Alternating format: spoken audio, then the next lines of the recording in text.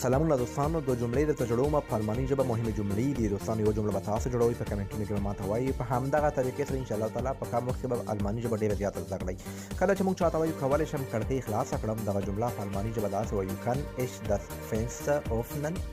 کن ich das Fenster öffnen کولی شم کړکۍ خلاصه کړم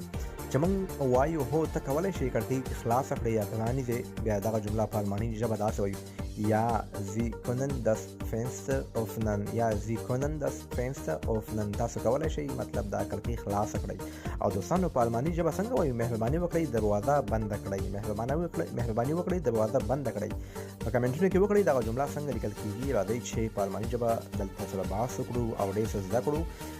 ستاسو کمنټونو به خلک ډېره زده کړه وکړي یو بل ته باید موږ تاسو خیر ورسوو خدمت وکړو نو کولی شئ ډېر څه ما سره زده کړئ